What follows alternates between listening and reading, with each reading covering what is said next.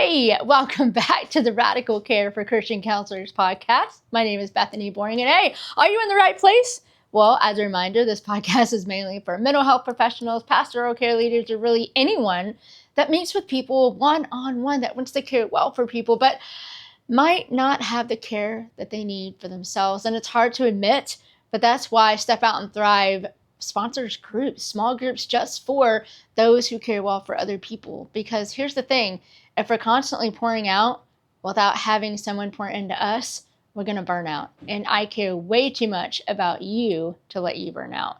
So welcome to the podcast. Here we just talk about mental health stuff, but we also talk about personal and relational things. So really, it's been a safe place for almost anybody to come and just get a lot out of this. So this summer, I've been talking a lot about my physical challenges, and because a lot of you guys have had questions about that. And I don't know if I've ever had a series where I've talked directly about it. And it seemed like it was more than just an episode. And so here we are. And so if you haven't heard the last ones, the very first one I did was all about Charge syndrome and what it is. The next one I did, I believe, was about eyes. So my coloboma. Then I did, last week we talked about ears and hearing and a little bit about my challenges there. And this week we are talking about, which kind of funny, I've never used this name for a while, but I call it Righty. This was Righty growing up. Yeah, my right hand. And they would call it Righty a lot. But when I was born, my right hand was curled up really tight. And they had to do an operation actually to get it loosened again. And so if you're watching this video, some of you guys love the videos, by the way, which I love to watch that. But if you're watching the video, you can kind of see the size difference. And so it's about half the size of my left hand, which is normal. And yes, it does have some movement issues. So this is kind of like what it looks like. My thumb pretty much stays right in its place. And I don't have a whole lot of control over my fingers, but that's pretty much what I can do. And you can see I'm using my left hand to raise this up, so I can't raise it really high. But because of the gym and working out and trainers, I've been able to do a lot. Like I can do that without any help. I wasn't able to do that a while ago. So what have I learned with a short right arm and hand? And one thing I have learned is that many people have taught me and showed me over the years that they didn't think I could do some things. And I got to tell them wrong. And if I learned anything at a very young age, if you told me I couldn't do it, that gave me all the reason to figure out how to do it and how to do it better than anybody else. Probably not the best motivation, but it did help me get some drive inside of me. And so I learned how to do it. So for instance, I played violin, which like normal, I had a bow and I was able to have my arm play like a normal violin. I play drums. I still play drums. I love drums. I learned how to play guitar, basic guitar, nothing too crazy. I learned how to do a proper soccer throw-in. I learned how to do so many things. And so this was one thing that I did have a challenge with. I remember that before my very first kiddo was born, and if you know me well enough, I have 3 boys. Before my first kiddo was born, I remember seriously having a discussion with myself during one of the childbirth classes because they teach you how to actually like wrap your baby, which is kind of funny looking back at it, how they use these little dolls, because having a real baby, ain't no baby gonna be still like that when you're trying to wrap a baby. It's completely different. And changing a baby diaper, you're working on a small little doll that's not moving. It is a whole different ball game when you have kids trying to like jump off the changing table. So anyway, it's a good start, but we all know how accurate that is. Well, I go and they're talking about, swaddling. And I remember I was swaddling and then I went to go hold the baby and no joke, it was probably a fluke, but I actually dropped this baby doll. And I just remember, and it probably wasn't nearly as dramatic as I made it out to be in my brain. You guys do that too, right? I'm not the only ones. Okay. So I'm sitting there, the baby drops, and granted, we're like within a month of having this first baby of ours. And I'm thinking, oh no, how am I going to hold the baby? Like that didn't even occur to me.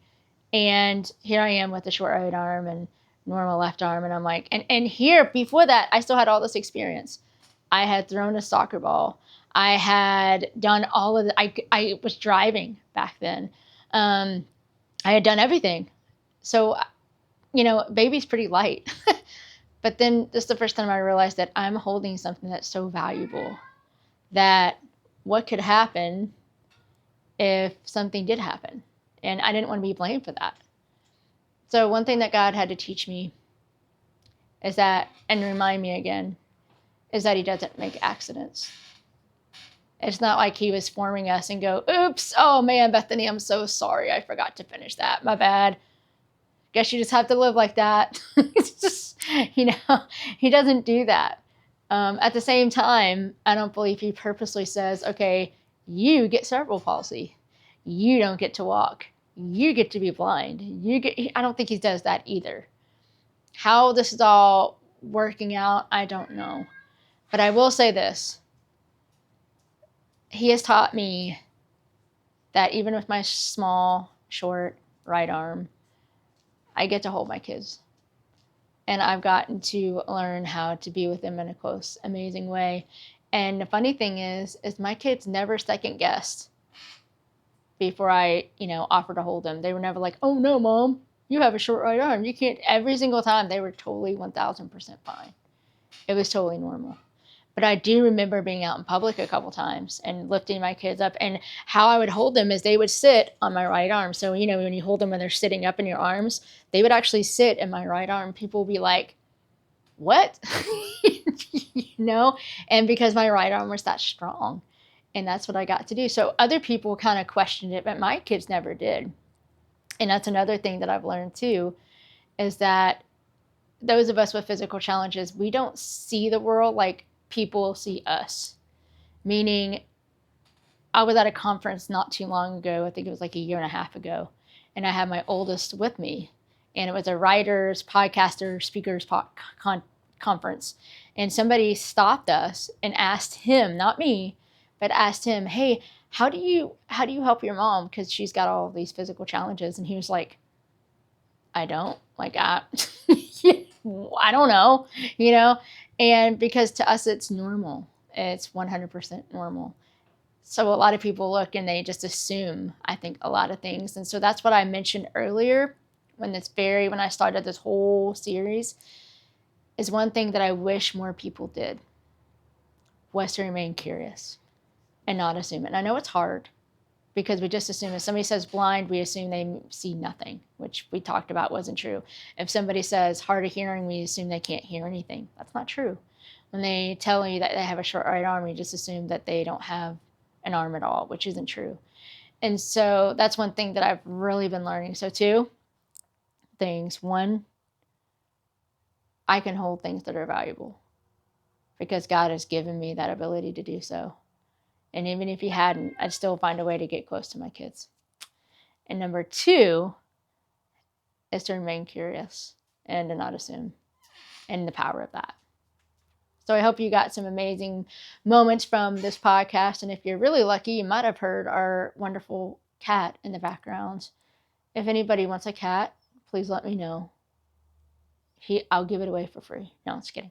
He's my middle kiddo's cat, so I don't think he would go willingly. At least my middle kiddo wouldn't let him go willingly. So real life here in summer world. As always, dare to do more than just survive. Step out and thrive. If you want any information about groups and how to connect, well, definitely check it out at BethanyBoring.com. And just a reminder, my book is still on sale on Amazon and all the good stuff. And you can check it out at thejoycatcherbook.com. All right, have a good week and see you guys back here next week. Bye.